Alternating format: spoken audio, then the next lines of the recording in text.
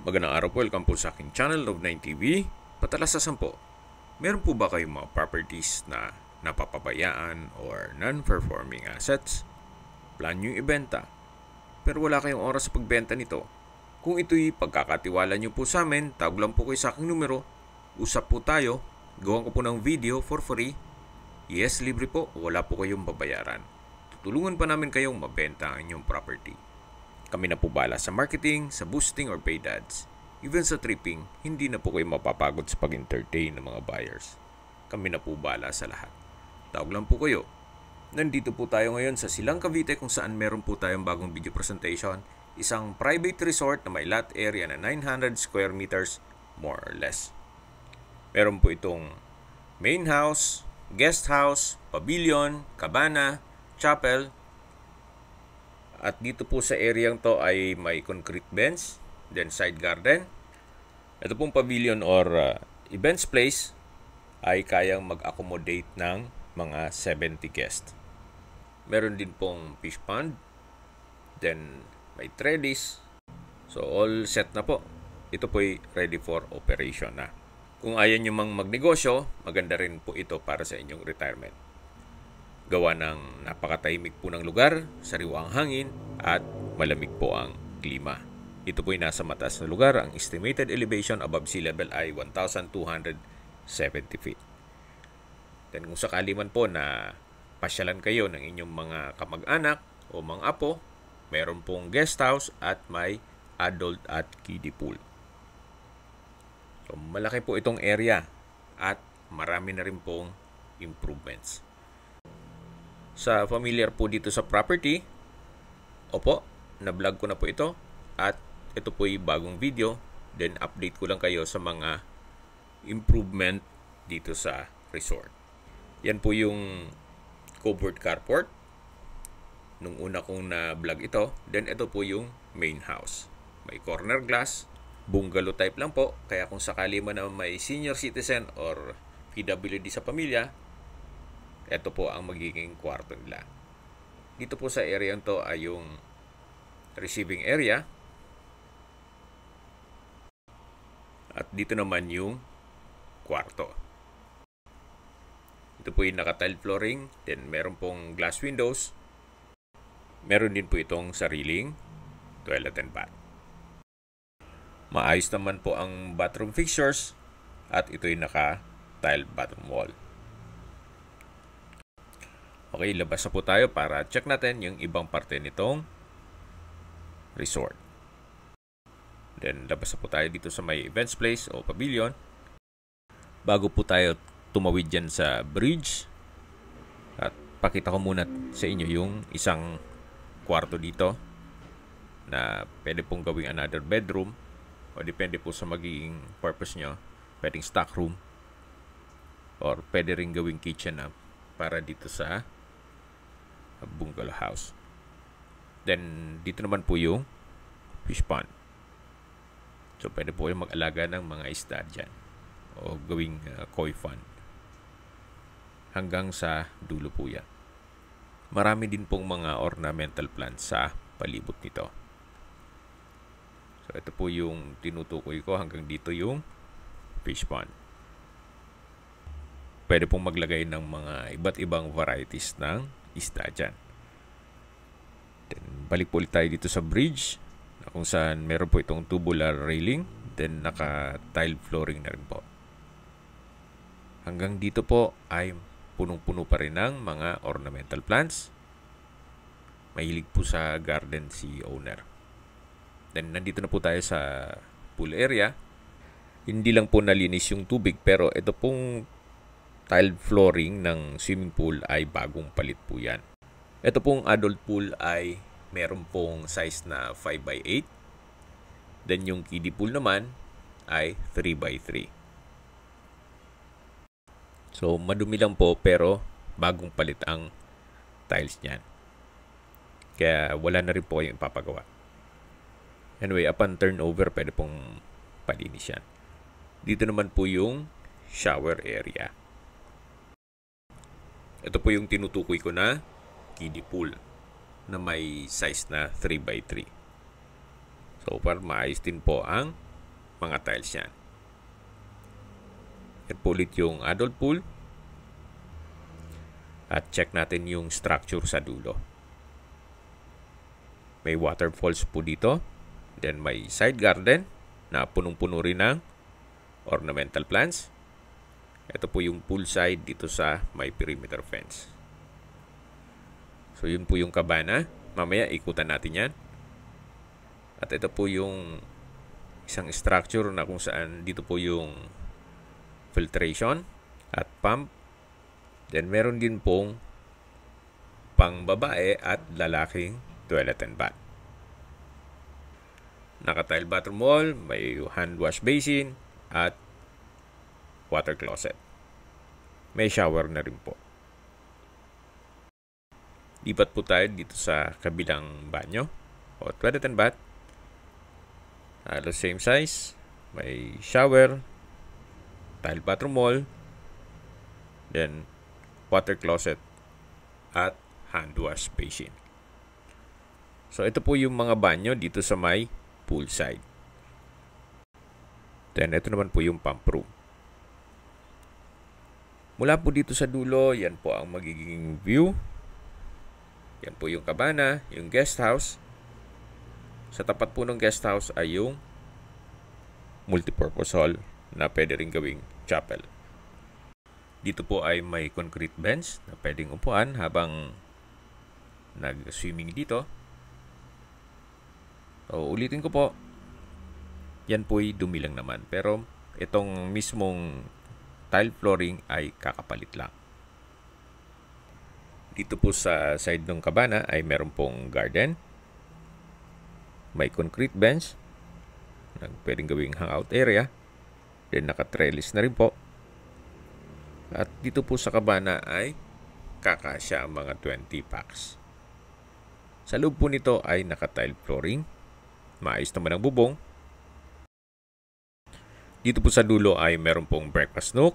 Then tiled countertop na may stainless sink and faucet. Pwede pong magluto naman dito.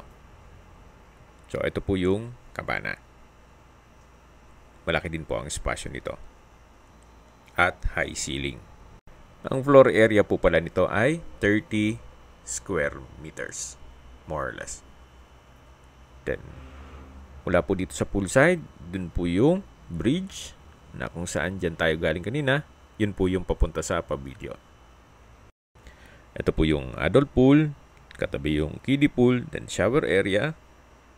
At ito naman yung guest house o 2-story guest house. Medyo faded lang ang pintura, pero maayos naman ang structure nito. Silipin po natin dito sa side. So, ganun din po. Faded lang ang pintura, na-chip yung iba, pero sa structure, ayos naman. Then, meron pong customized glass windows at may garden sa gilid nito. Naka-tiled flooring na rin po dito sa area. At ito po yung main door na nakakapis door design. Then may glass blocks sa gilid dito. Pasok po tayo. So, sa ngayon, ginawang stock room. Kaya medyo makalat. Kaya pasensya na. Gawa ng biglaan din po ang pag-video shoot. Pero ito po ililinisin naman kung sakaling ma-acquire itong property. I-turn over po yan na malinis. Then sa dulo po ay may toilet and bath. So ito po yung ground floor dito sa guest house. Okay, labas po tayo. So mula dito sa ground floor, yan, tanaw kaagad ang swimming pool. Yung shower area. Yan yung chapel o multipurpose hall. At ito po yung stairs naman papunta dito sa second floor. Samahan niyo po ako. Akyat po tayo.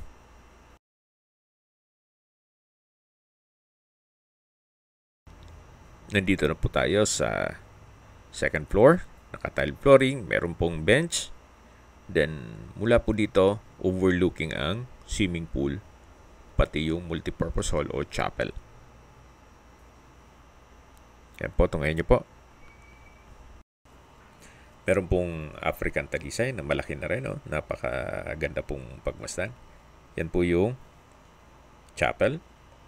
Na kung sakali mo na may wedding, pwede pong ganapin dyan. Ito pong pintuan ay nakakapis sa door design. Then, nandito na po tayo sa loob. Ito po yung naka-tile flooring. Then, open concept lang po ito. Walang mga partitions. Then, kung sakali man na lagyan ng partition, pwede pong gawa ng 2 kwarto ito. So, ito po yung second floor dito sa guest house. Na napakalawak din po. Actually, kung big family po kayo na ayaw nyo magnegosyo, maganda rin na po itong gawin nyo ng rest house o bahay bakasyonan. Gawa ng all set na po.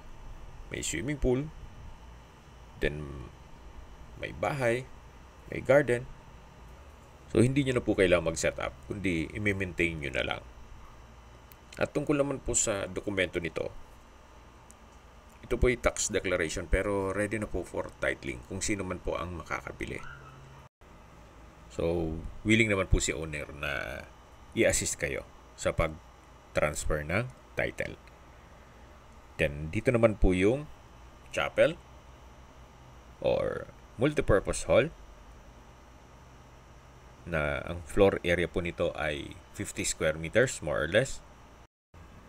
Kung sakali man po na talagang malaking pamilya kayo, ito pong 50 square meters na bahay ay pwede pong lagyan ng ilang kwarto.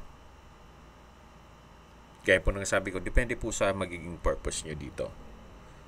Pero para sa akin, kung sakali man para maging income generating, pwede naman po itong ipasok nyo sa Airbnb para kontrolado nyo ang booking. So, every time na may guest, direct sa account nyo ang rental fee. Ito pong kabilang side ay na-vlog ko na rin po yan na kung saan isa lang po ang may-ari nito. Pero 2 po ang resort. At bukod po niyang binebenta. Kung sakali man na itong 2 resort ang maibigan nyo, pwede naman po tayo makipag-negotiate sa kanya sa presyo nito. Okay, sa distance, location at travel time portion na muna tayo. Mula po sa Santa Rosa, Tagaytay Road, ang distance is 5.1 kilometers at ang travel time is 13 minutes. Mula po sa Tagaytay Flower Market, ang distance is 7 kilometers at ang travel time is 16 minutes. Kung manggagaling naman po sa Tagaytay Rotonda, sa may Fora Mall, ang distance is 9.9 kilometers at ang travel time is 24 minutes. Kompleto na po doon gaya ng malls, hotels, restaurants, banks, schools, church at hospital. Yan po yung lagi kong binabanggit sa aking video na dapat niyong i-consider sa paghanap ng property, yung meron pong malapit na hospital. Hindi ko naman po sinasabing sakitin kayo. Yan naman po for emergency purpose lang naman. At mula naman po sa bayan ng Silang, kung saan kumpleto na rin po gaya ng public market, banks, schools, church at hospital. Even church, ang distance is 6.1 kilometers at ang travel time is 17 minutes. Kung manggagaling naman po sa Manila o sa airport, ang distance is 55.3 kilometers at ang travel time is 1 hour and 12 minutes. Okay, sa presyo na po tayo. Although may mga improvements na rin po si owner dito, same price pa rin po. Binebenta niya ito sa halagang 15 million pesos. Kung may mga katanungan po kayo, tawag lang po kayo sa aking numero. At sa mga kababayan naman natin nasa ibang bansa, meron po akong Telegram. Sa mga iPhone user naman, may iMessage. Meron din pong Imo, Skype, Viber at WhatsApp. Same number lang po, 0917-316-3399. Sa mga nagtatanong naman po ng aming Facebook, meron po kaming Facebook page na Nov9TV at Facebook Real Video. Meron din pong TikTok at Instagram. May ibang YouTube channel po kami na The Nov9TV Channel, Nov9TV Listings, at Nov9TV On The Spot. Real talk, real fast. Sana po na ibigan yung video presentation. Paki-like and subscribe na lang po sa aming channel para ma-update din po kayo sa aking future listings. Kung sakali po hanap nyo yung mas malaking sukat na lupa, meron din po kami ibang listings na pwede nyong pagpilian. Huwag po kayo mag-atubiling tumawag sa amin, then let us know your budget para malaman namin kung anong property pwede namin ilok sa inyo. Sa lahat ng viewers, subscriber at nagtiwala po sa amin, salamat po sa suporta. Ingat po kayo lagi at yung pamilya. Maraming salamat po.